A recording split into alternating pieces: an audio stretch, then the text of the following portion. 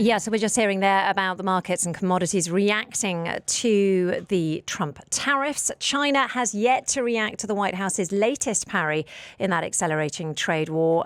You might have heard in our headlines overnight, the US government confirmed that tariffs on Chinese products coming into the US now total 145%. So far, China has refused talks, but clearly the current situation is completely untenable. So who is going to blink first?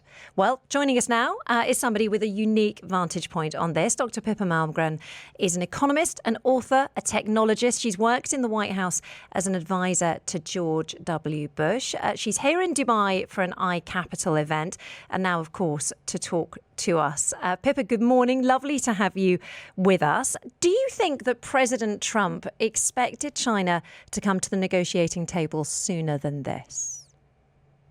No, but he still expects that China will come to the negotiating table. It's interesting when you ask the question, who blinks first?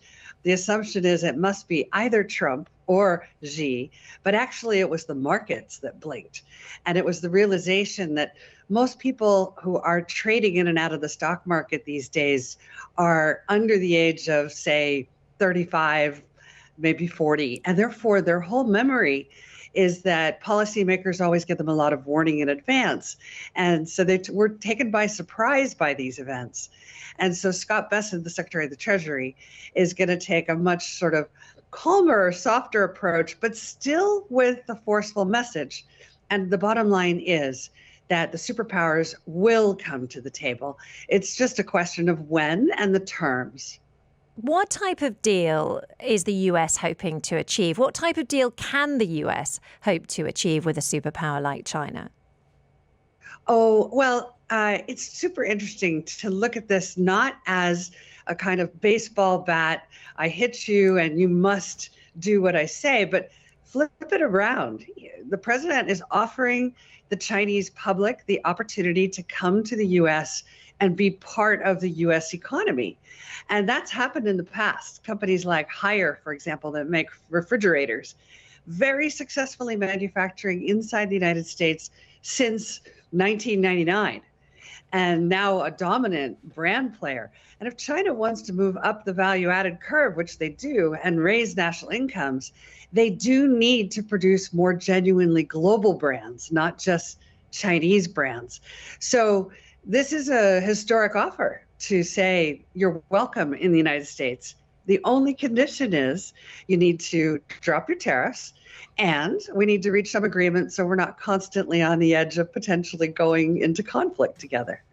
But you can understand why the Chinese might not see this as an invitation. They might actually see this as a provocation.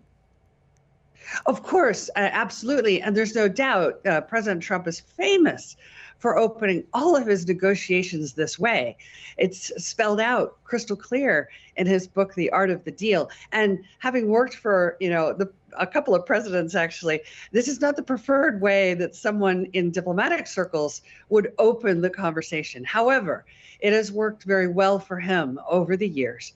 And what he's presuming is that by starting tough, everyone knows that he's capable of inflicting much more pain, and therefore they'll be more inclined to find a way to a deal. So the joke is that President Xi is reading The Art of the Deal right now, and President Trump is reading The Art of War.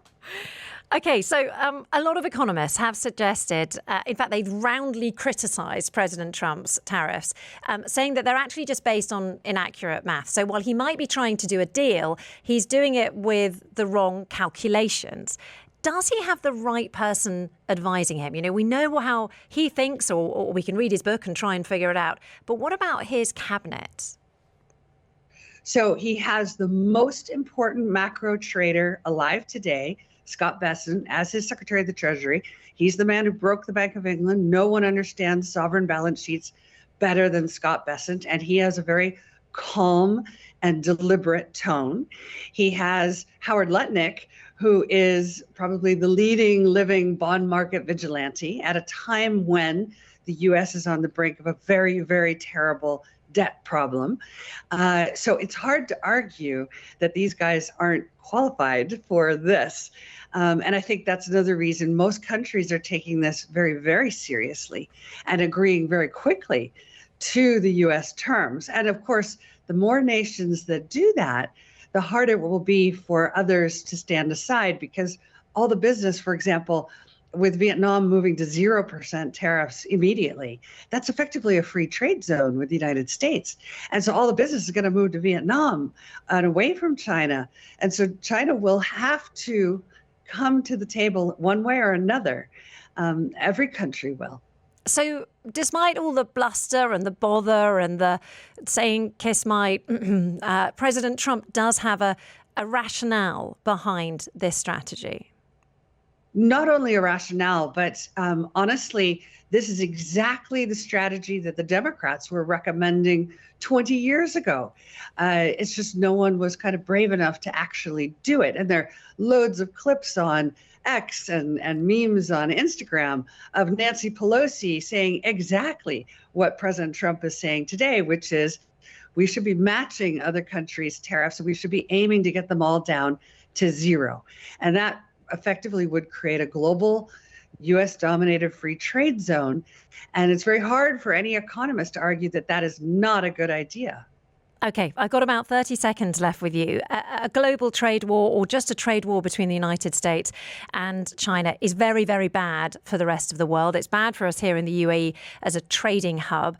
I normally feel awkward asking this question, but you are a futurist. How long do you expect this current situation to last?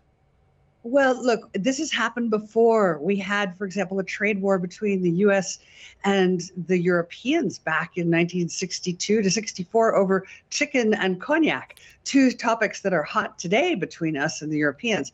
So the answer is this has happened before, and it will get resolved, and it may take a little time, but it doesn't mean that the stock markets are permanently going to be in a state of collapse.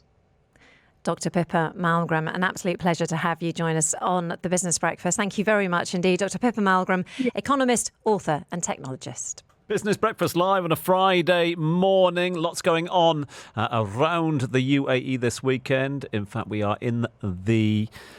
we're in the midst of event season at the moment, performance season, whatever you want to call it at the moment. Loads of artists coming to town, loads of gigs to look forward to. What are you up to this weekend? Do send in your thoughts, send in your opinions as we, of course, address the day between now and 10. Your ARN News. Good morning, I'm Serena